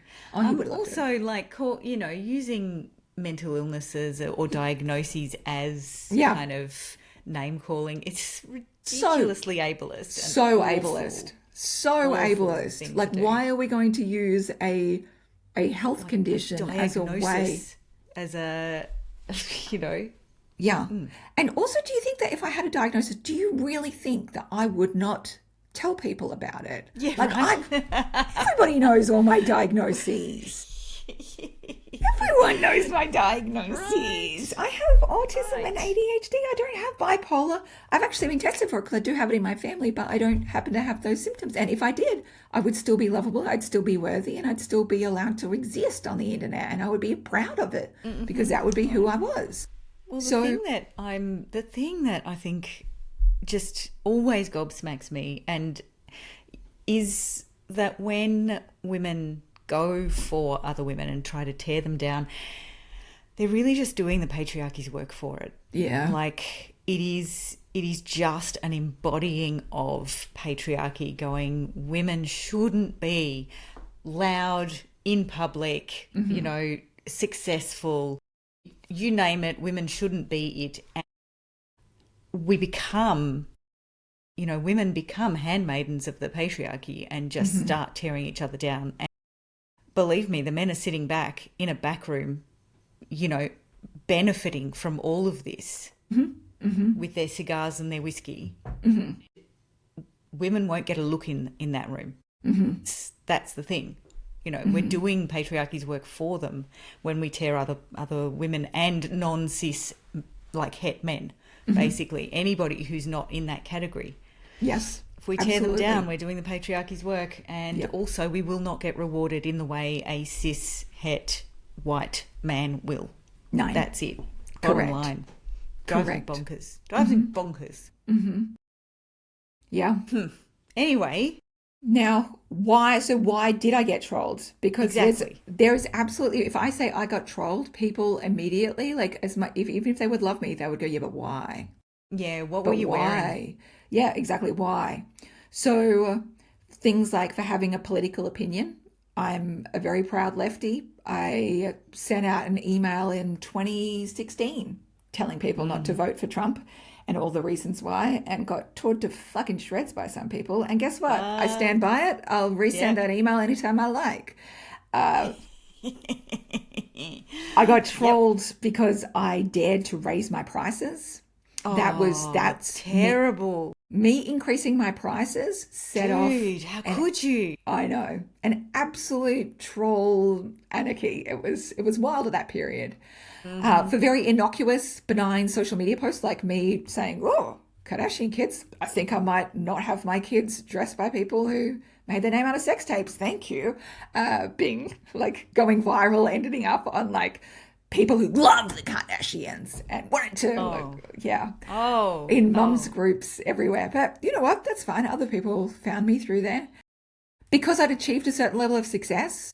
Because people like see me that I've created something and they're like, well, fuck her. Like, I haven't been able to do that. So there's obviously something scammy about the ways that she's done that. Even if I've been doing this for 20 years, even if like the fact that I have people who have been with me for decades now and continue, and because they know how much value I give them. Yeah, right. And I think I carried like this pain and shame of those experiences for so long because I felt like if I'd just done something differently, I wouldn't have experienced that. Oof. And that, yeah, I mean, it is a common theme. Like it's like I felt about postnatal depression. If I'd done something differently, if I'd been better as a mum, you know, if you'd been better or done something differently as a business owner on the internet. Yeah. Yep. So in this year of inner growth, I realized like this is time for me to actually start healing the heaviness of this, like actually examining it and working through it. And so some of the things that helped along the way was I joined a mastermind of other kind of quite high achiever women in online spaces, and they were from all over the world in very, very different industries, and very quickly realized that I wasn't the only one to have gone through it. And it was hugely healing to hear their stories of what they went through, and most importantly, what they did to heal from it and keep turning up anyway. And I think because so many of them were already in a container where they knew other women who'd gone through it, they could remove the shame from it very quickly and just move to, okay, what's next? How do I need to energetically protect myself? How do I come to terms with this? How do I continue to create? How do I continue to show up? How do I continue to expand my nervous system capacity in order to hold this? Another big like insight I had was like, I realized like I have a magnetic personality. And I've always wondered like when I go to a conference and I speak, then there is usually quite a crowd of people who want to talk to me, connect with me, speak with me afterwards. And they usually have quite strong emotional responses to my work. And there will be other people in the room who have just as high as a profile who've just spoken as well. And the intensity of their lineup is it's either much smaller or much less emotional intensity around it. And I couldn't understand why. I thought, why the fuck is it just like, it can be quite overwhelming for me. And I couldn't understand why. And then finally I was like, Leonie, you are magnetic. Some people are deeply attracted to you and it's just like, boom, towards you. And also like, and those people have great taste, obviously. And part of the magnet is some people are going to be repulsed by it and they're going to have a very like strong reaction to it. Go, yuck, not for me. What in the fuck is this freak? Like, ew, I don't get it. And my job is not to weaken my force so that people are less repulsed by me. Because those people are not my right people and I am not meant to cater to them. And because I've continued turning up for decades anyway now, what I get is people coming back to me and going, I found out about you like 10 years ago and I first come across you and I thought, what the fuck? No, not for me. And then you just kept on turning up and I was like, what is this chick? And then I fall in love with you. And I'm like, finally, suckers, they got in. They're like, you don't. It's only a matter of time. Only a matter of time. Play the long game. Just turn off anyway. And eventually they might be like, oh, actually, no, I see the chick of that. So seeing that magnetism, for like really seeing that and going like, it's okay, people are going to come straight to me, or God, no. And that it's not my job to weaken my force. I also talked to a coach about it, and she said some really life-changing words to me. She said, Leonie, you say that you feel heartbroken by this, but the heart is not a bone. Bones don't break. It is a muscle. Muscles tear and grow stronger. So that felt like it redefined a whole lot for me, that I didn't have to feel like I carried a broken heart anymore. It's okay. My heart is a muscle. My heart tore and it grew stronger from it, just like any other muscle out there.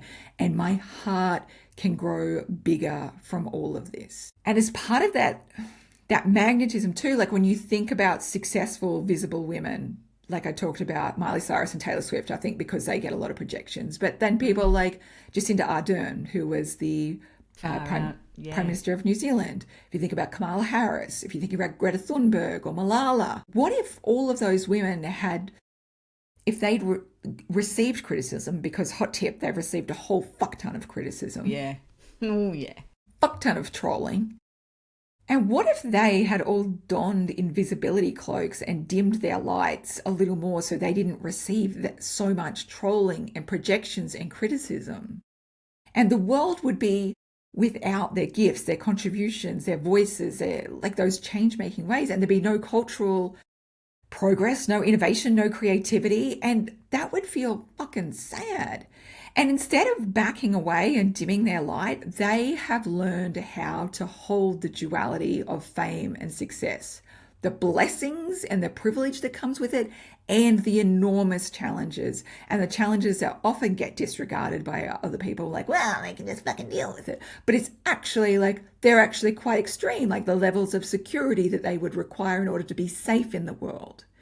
And they have grown their identity, their nervous system, their boundaries, their support to be able to hold it all. And so can I. And so that just felt like this huge insight, like I can be big enough and wide enough and deep enough and grow so that I can hold all of this and not just revert to this invisibility cloak, because the world isn't served by my invisibility cloak, and nor am I served by it. I wasn't born to be invisible. Are you fucking kidding me? I am born to be the loudest bitch out there.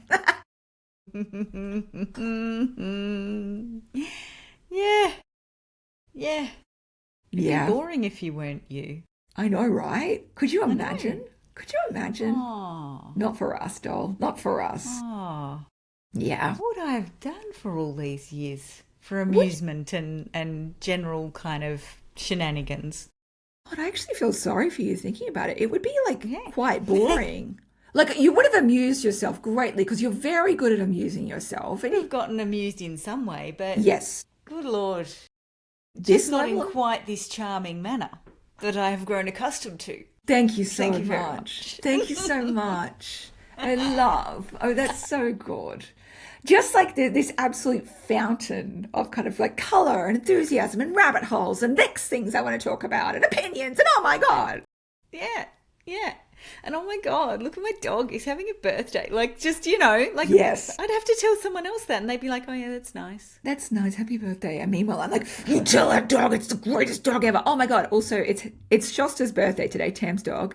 Yeah. And Shosta is the greatest dog that's ever been born. Golden retriever, an absolute idiot. Like nothing going on between those eyes, but pure love. That's right. He's just got a very big heart, and it is actually, and he does actually have an enlarged heart physically, which, but yeah, he's just, when we take him out to, on outings and stuff with us, we call it going out to meet Shosta's adoring public, because that is actually what it turns into. It's the only thing that happens when we're out with that dog. Yes. Remember when you went to that fete, the God, yeah. oh my God, and they had the rural firefighters there with one of those signs where you can stick your head through a board and it's painted. And so Shasta put his head and looked like a firefighter. He did. He was very serious about Very his job. serious. Very serious. And then you went and showed the country fire unit the photo, did. and they loved him so much they gave him a free sausage off That's right. the barbecue. He got a free sausage from the sausage sizzle, and he was so excited. And yeah. You send me pictures, and it's like then it like every time you send me a Shasta picture or a Gilbert picture, I'm like, family, gather round. Tam has sent me missives from the animal friends. Yes. There is a missive from the animal friends. It has to go around the whole cycle, like the whole, so everyone needs to hold the phone and look very close and zoom in and go. Actually, a Facebook memory popped up for me the other day of you shared it of Gilbert when he was a baby, and then like, you know, when he turned into the 10-kilo Maine Coon leopard wildcat that he is. Oh my God. It's so hilarious. Because I can so remember like me showing the kids the kitten pictures, and now we're like, you know, years later, we're like, look at the ginormous lounge tiger. It's so big. I can't be chill about anything. It's No. Why would I be? I will send that picture of Shasta as a fireman to Please. you. You can put it in the notes of this podcast if you want, just so people can see him. Because please. otherwise, we're just being so rude. We're being Talking so about rude. him. Thank you. I was about to mention that, And so I'm not glad that you sharing brought him. it up. That's it's really Oh, important. yeah. And then Shasta so can have important. more adoring public on the podcast. That's really important. He just, you know, he lives for his public. He does. I have to say, he just lives for his Yeah, public. yeah, including me, number one on the fan club. Maybe I should do up a t-shirt for it. Shasta's #1 fan. Yes. And then Tam sent me like a picture, like a video of him. He got a snuffle mat, but it's it's like looks like a coral reef. Was it created by some handmade artisanal in the mountains? Oh God, no, I don't think Really? so. I just popped into the local pet shop and she said, "Oh, love, have you got a booking?" And I went, "No, I'm not here for grooming. I'm getting it's his birthday. I'm getting my dog a present." And she's like, "Oh, that's nice." Oh. And basically it was mayhem in there because I have a retriever who's just, you know, he's tummy driven. Yes. And it was like being at the supermarket with a toddler because they had all of the dog treats Oh no. unwrapped, just no. in bins at his nose height. No. So he was having the best birthday ever, His life. thinking he was going to get one of those, and I was there wanting to buy him a birthday present like a stuffed toy or you know, something. So I just grabbed the most colourful thing I could see, which was this snuffle mat, which is like a mat, and it's covered in felt, and it's got felt sewn on in like various configurations, ruffles and flowers, and kind of it looks like coral reef and stuff. And basically you just kind of empty a handful of treats on it, sort of rub them in so that they're all hidden, and then you put it on the floor and the dog has a fine time sniffing around trying to find the treats. So Maybe I'd be more inclined to exercise if that's the situation. yeah, Like so, a progressive dinner of desserts, but I have to walk right. to get it. That's right. I think So it's apparently very good for them and tires them out a lot because they have to use their brain and their, you know, all that stuff. So Senses. Yeah. Happy birthday to Shasta. Hooray! Hooray. Okay. So Good. I'm glad we had that excellent. chat. We've covered that We really covered important that. point. I We actually really was have. wanting to talk about Shasta's birthday, so tick that off the list. Genuinely, tick I that did want off. to talk about Shasta's birthday today Tick because that it's so important. And a Scorpio baby like me as well, of course. I Of course. know. No wonder you've kindred spirits. Kindred spirits. Kindred spirits. Right. So the What was other big next? thing, the next big Yes. thing is that I realized the importance of experiments. So I started out my business with this energy of like kind of play and curiosity and trying it out.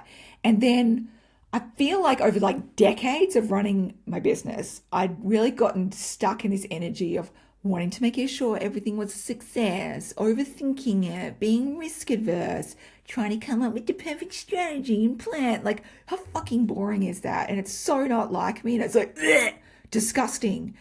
And it's super common as well for mature businesses, but it can lead to stagnation, less creativity, waiting for others to do it, to decide if you want to do it, and just not being an industry leader.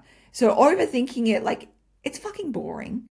You're doing like overstudy, and it keeps you stuck in inertia instead of trying and doing, which is more fun and learning and growth and momentum, all those things. So it's been helpful me to get really into the energy of experiments as well.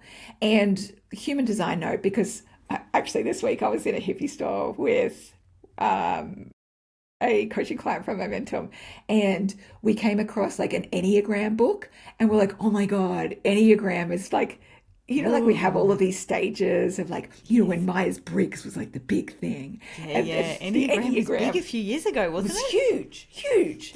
And now I am with my supreme cultural knowledge. That's right, there you are. That's a place that you got touched. Just recently? Yeah, it was very big, about 10-ish years ago, I reckon. And now it's human design. That's the latest like personality test kind of situation. Well, not a personality test, but astrologically thing. Anyway, I say all of this to frame as in, we'll listen back to this in 10 years' time. We're like, oh, isn't that cute? They were talking about human design. I wonder what we'll be on to next. I wonder what like modality will be the next big thing then. Ooh, yeah. Yeah. So I am a 1-3 and Tam is a 3-6. No, a 6-3. 3-6? 6-3. Doesn't matter. 3-6, I think. Something I like can't that. remember. You Doesn't always matter. tell me what I am. I know. We both have 3s in it anyway. Anyway, the 3 is the fuck around and find out personality. It's the experiment personality. But what it means is that often we can like also get stuck in being afraid of making mistakes. And we really have to embrace like experiment energy instead. Yeah. That annoys the crap out of me. But also I'm happiest when I'm experimenting. But I'm also like the most kind of like, I have to experiment. Yeah. Like I forget that it makes me happy and that it works. Right? That was the last year of just going, that thing that I actually really love but I avoid, that's going to be like really useful for my inner and outer growth. Who would have thought it? Yeah, I know. So take note, Tam. Take some notes. Well, think about it in 10 years' time when you've had time to digest it, babes. Yeah, that's right. When I finished like with the Enneagrams. That's right. When you've like just completed your Enneagram study. I love you. So the way I started thinking about it was like, I can think of my business as like a science laboratory. And my job as a scientist is to think of something that I'd like to test it and see what the results are, and then see if I want to run the test again slightly differently and see how the results change from that. And this is the big thing, as a scientist, I don't have to treat it as a personal failing if the experiments don't give me the results that I want. What? Because it's not like a scientist is like going into the lab going, okay, let's see if this experiment works today. And if it if it gives me, let's see what this experiment run, if it gives me this desired outcome. And if it doesn't, I am a fucking failure. No, it's like, let me see what the actual result is. Let me do the thing and then I'll get one step closer to working out the correct fucking formula, And figure out if I need to tweak something. Maybe I'll tweak something and run it again. Yes. Oh my God. And the importance is really in like the trying, the learning, the experimenting phase.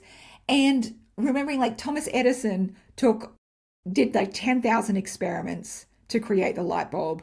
And he kept on saying, I haven't failed. I've just found another way that it doesn't work. I'm like one step closer, That kind of energy is so much more like freedom inducing and momentum inducing than just being like, let's get it right the first time. I tried once and it didn't work. Can't do it again. That's right. That's right. I think this one probably ties in as well, and it's also going to make you particularly go, ugh. Oh But I'll brace for impact. We ready? yeah, brace. Bracing. That we can expand from just doing black and white thinking. Oh, what? Fucking terrible, isn't it? Ah. Yeah. Oh. Yeah. Ah. I just have to breathe through this one. I know. I know. I'm very bad at Exposure sitting therapy. in that uncomfortable Same. position. Same. So many humans, especially if you're neurodivergent, can fall into really regimented thinking. Something either works or it doesn't work. A person is either good or they're bad. A person or a thing is always right or it's always wrong. Always right, always wrong. And this kind of black and white thinking, like, it has absolutely served me up to a certain point because it helped me simplify the world while it felt so overwhelming. I'm just going to keep sighing in the background, like, Yeah. you know, a dog who's kind of had enough of the day, like just... Yep. And you're actually regulating your nervous system around this, even just like hearing the words around it, you just breathing like this through it. And don't worry, Right. when I first heard this and somebody told me I need to like expand my black and white thinking, I was like, are you fucking for real? Why the fuck would I want to do that? Like, why are you taking away my favorite toy? And realizing like I actually can grow into holding like a little bit more nuance than that. Even if it's not like a full spectrum of color, even if I just add in maybe one or two more colors into that. So, for example, what if someone or something isn't 100% right and is only 80% correct and 20% incorrect? My usual proclivity will go, fuck them, fucking dickheads. I throw them out in the bin. Because that's how I deal with the incorrect. And that's also a little bit like throwing baby out with the bathwater. Instead, I can just learn how to have more discernment than that and go, oh, it's okay. Like, that person is sometimes incorrect. Unfortunately, like all of us, sometimes we're incorrect. Disgusting, I know. But Terrible state news. of affairs. Terrible. There should be a law. Should be a law against this. But Terrible. if this is where we're at, these are the conditions we have to move to. Oh, I need to I know. shake my fist at the sky. I shake my fist at the sky, and it's something I'm still growing into 100%. It's it's going to take time to really like keep moving through and integrating and like adding more colors to the rainbow. We have a thing now at our house. Yes. You know, Ian, my husband, and I are neurodivergent, and there is a What? thing. No. Craziness. I know. It's new info for you. There you go. Yes. You're welcome. And also, like, it's so weird because I love hanging out with neurotypical people. Yeah. Just kidding. And at the moment, I've noticed that when, you know, we catch ourselves having a bit of a black and white moment about things, one or the other of us about our very own selves will go, oh, yeah, that's the old black and white thinking, isn't it? And the other one will go, oh, I'm so sorry. Because it's so hard to let it go. And it's it's so helpful to have someone go, oh, you're going to have to let that dearly held thing go so that, you know, we don't burn our marriage down. Like, Yeah. no. Awful. I'm so sorry for your loss of the black and white. Right. Yeah. It's so comforting to be black and white. It's so comforting. And there's it's also very damaging. Very damaging. It's restrictive. And we could probably see a little bit more hues than that over time. That's right. As long as our nervous system can cope with it, which mine can now because I am cured. No.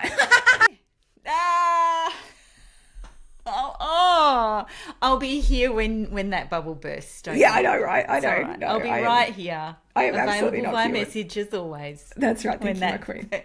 Yeah, when that bubble bursts. Yes.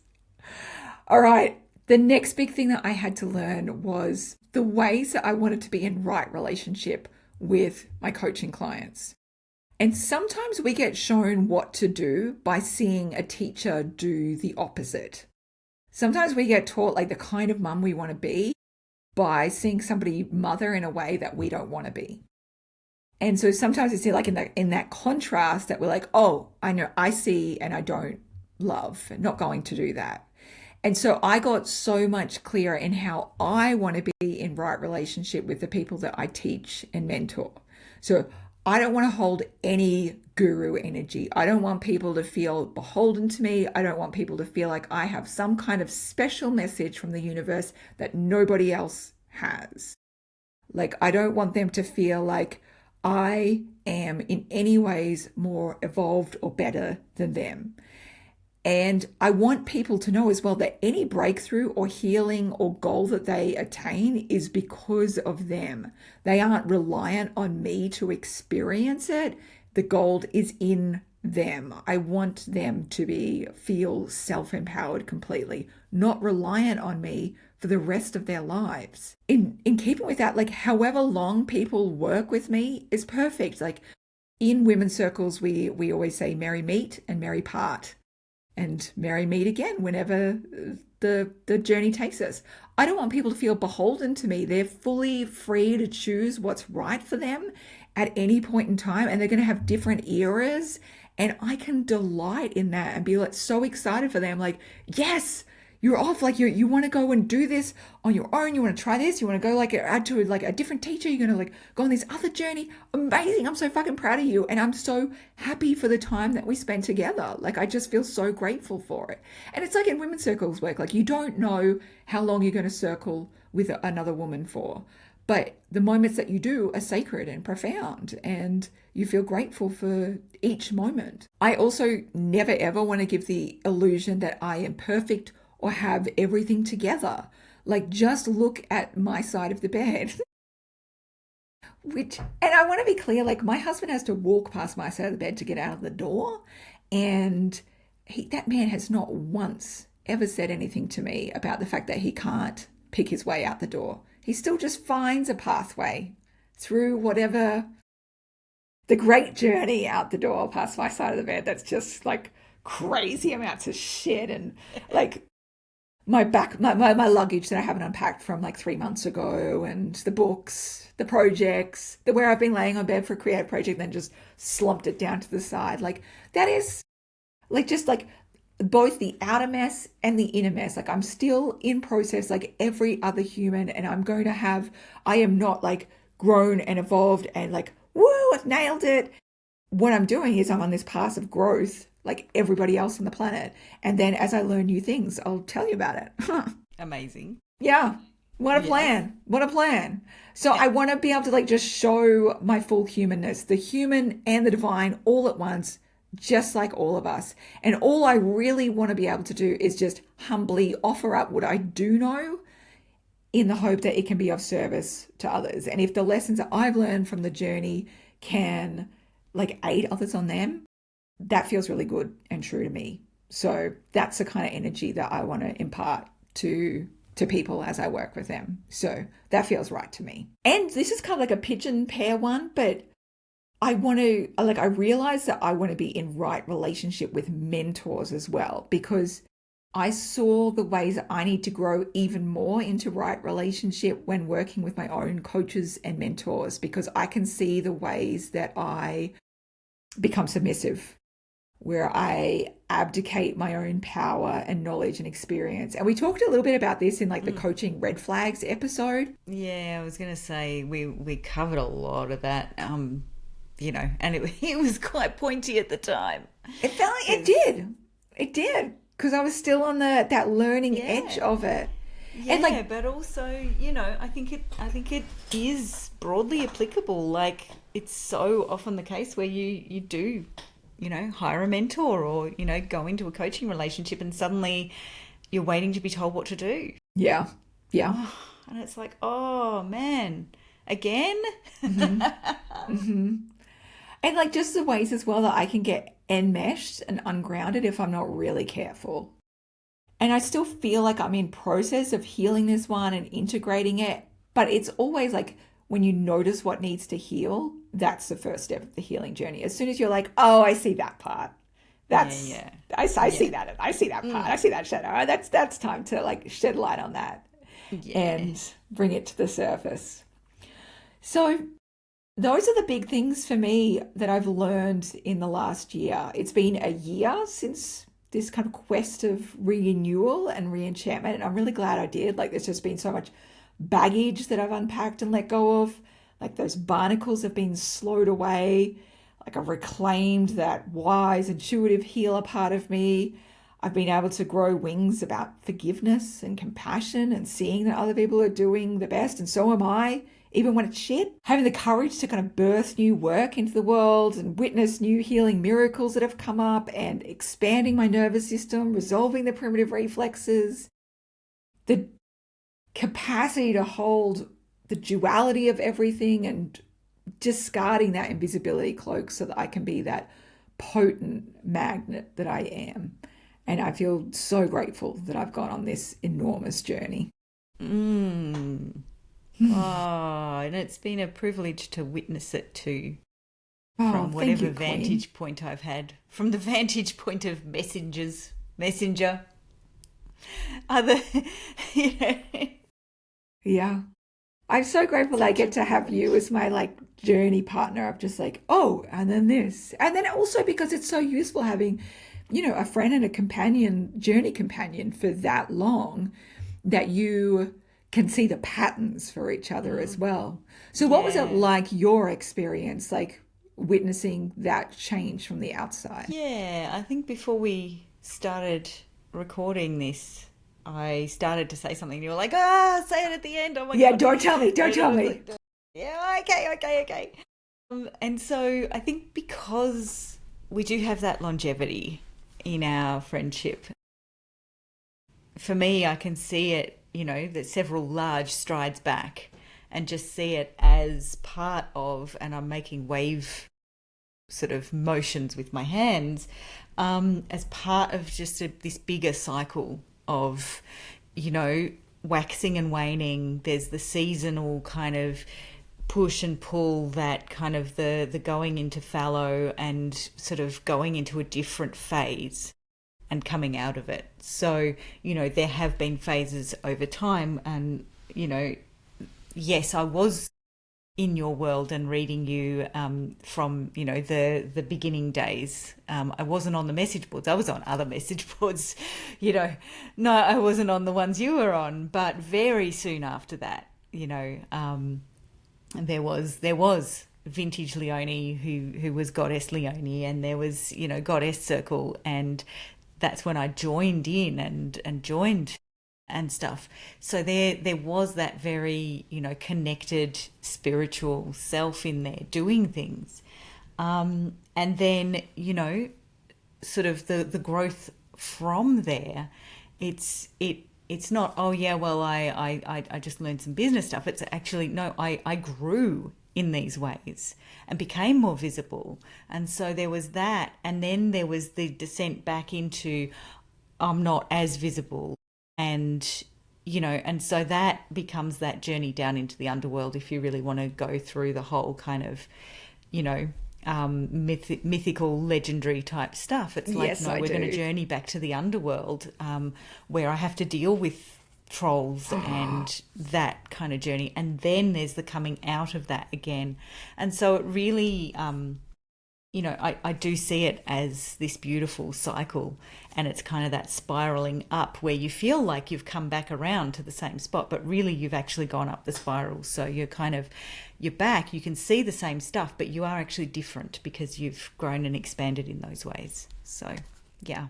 You know what's also like, as you're saying this whole underworld stuff, you're so right. And also like the symbology of this, because of the birthplace that I was born. So I was born in the town of Proserpine in Queensland, Australia.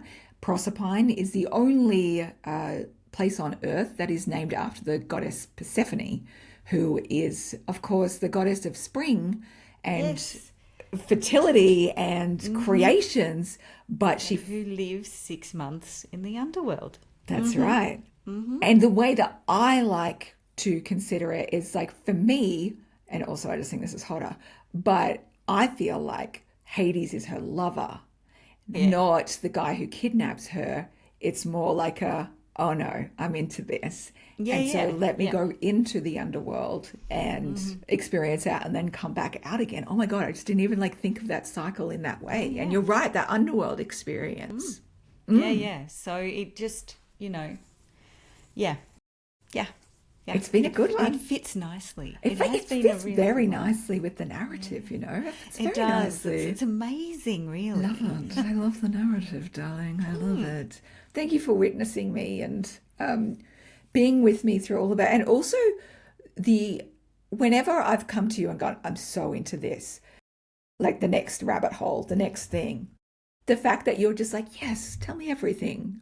There's no point in time that you've ever gone, again, really? Another thing? Really? What's it this week? I roll. No. I'm like you. I love it when people are like, oh my God, there's this thing. Do you know about this thing? And I'm like, oh, I've heard a little bit, but tell me everything. Tell me everything. Tell me all I the know things. all the information. I want to know all the information. Love hearing about someone's deep dives. Oh my God. Same.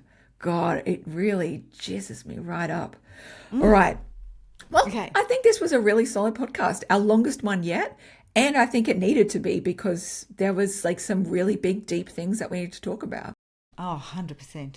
Plus, 2 hours for a whole year's worth of very deep, soul-nourishing excavation. It's barely scratching the surface. Barely scratching the surface. Honestly, people should be grateful it was so short.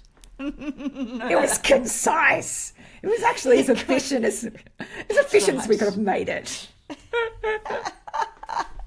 Efficiency, economy, and something. Yes, I promise some other they're the word. slogans. Yeah, They're the when slogans. you unmask, it'll come back out for you. Yeah, doll. that's right. When Yeah. I get tired later, I'll message you. Really. Nice. All right, guys. You know the drill. You've listened for 2 hours now. So by this point, you should be so obsessed with us because that's the only option.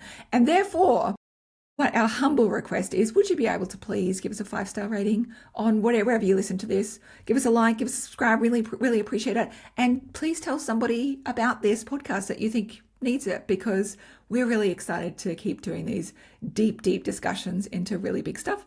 And we've got some really beautiful conversations coming your way. So thanks, Tam. Yeah, thank you. Bye.